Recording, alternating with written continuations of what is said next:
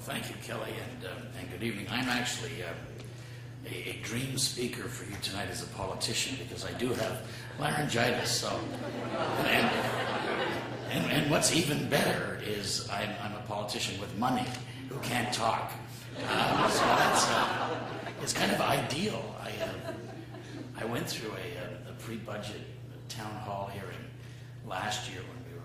Last year was very difficult. The past year has been quite difficult in terms of the world economy, and I went to a hall to do this in suburban Vancouver, and all I did all night was take notes, and I didn't say anything.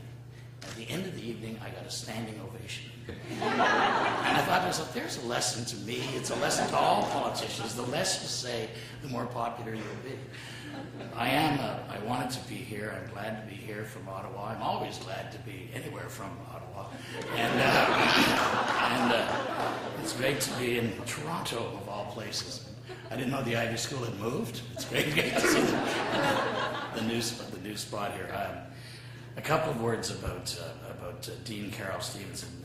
We have, as I said, had not the easiest year economically. We're doing much better than other countries in the world. The recession didn't start here, and we've had to deal with it and all of those important things. And I have the honor of being Canada's finance minister abroad and listening to the other finance ministers, the other leaders at the summits and so on with Prime Minister Harper, say wonderful things about our country and how well we've done. One of the things we had to do in the past year, we chose to do, last December, was to participate in ensuring that General Motors would survive, as well as Chrysler.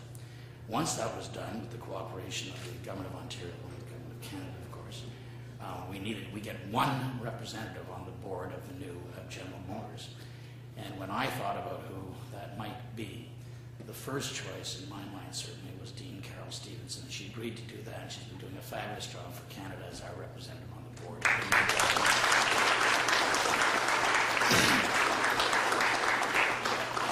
And she tells me they're going to start paying back the loan, which is excellent news.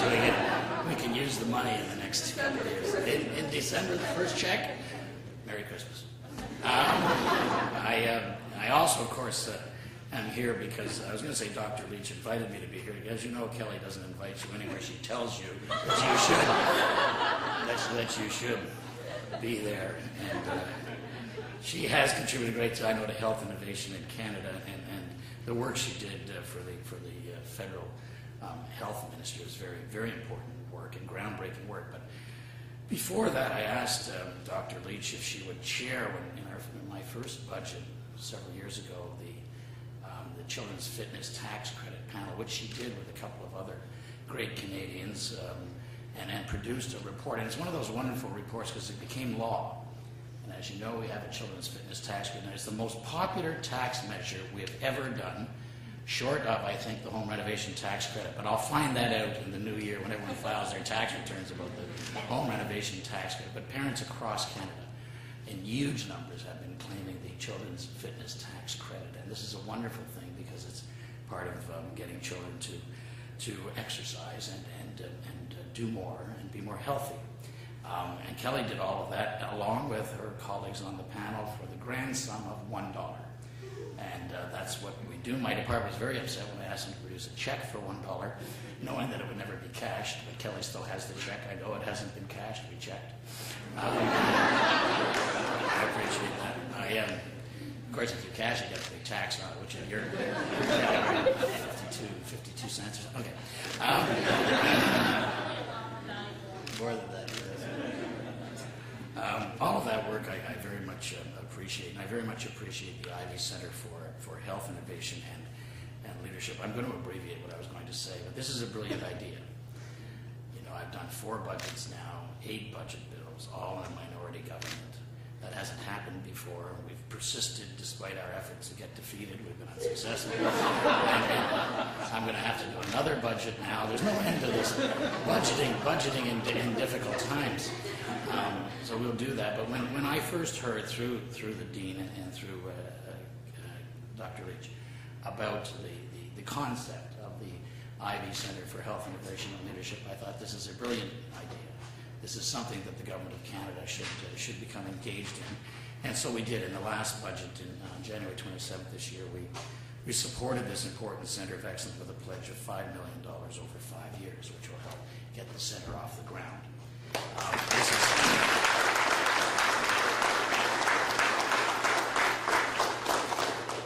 You know, and I was meeting with financial sector people today too, talking about the need for excellence in Canada and the need for areas like the Toronto region to maximize what can be done now as you know, one of the finest financial centers in the world, and to be more globally. All the more so when I look at something like this concept of health innovation. You know, we have brilliant scientists in Canada. We have tremendous R&D funding in this country at the federal level and elsewhere. But we do have a challenge, and I've been listening to it for years. I was a provincial minister before I was a federal minister, and I've been witnessing it for years, that we don't seem to be successful, or as successful as we should be, in commercializing our scientific inventions and innovations. So this is what this is all about, and that's why I say to the students are here, and I know there are lots of students here, that this is your challenge.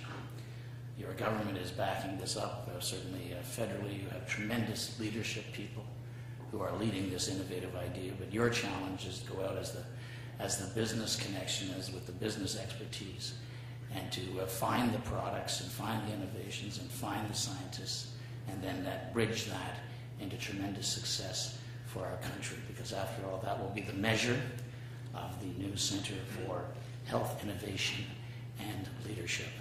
I could go on for hours, but I won't.